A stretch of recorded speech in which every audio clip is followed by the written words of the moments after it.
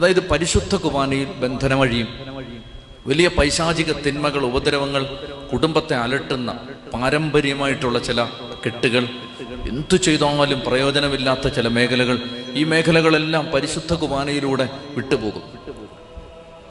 പാതിരപ്പിയ പറയുന്നത് ഒരു ദിവസം സൂര്യൻ ഉദിച്ചില്ലെങ്കിലും ഭൂമി നിലനിൽക്കും. അദ്ദേഹം പറയുകയാണ്, ഒരു ദിവസം പരിശുദ്ധ കുർബാന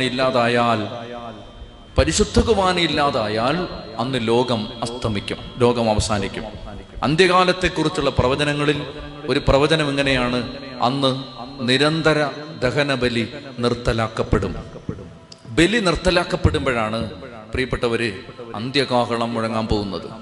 അതായത് നമ്മൾ ഉൽപ്പത്തി മുതൽ ബൈബിള് മുഴുവൻ യാത്ര ചെയ്താൽ ഒരു ബലിയിലേക്കാണ് ബൈബിള് നീങ്ങുന്നത് എന്ന് കാണാൻ പറ്റും. തിരുവനന്തപുരം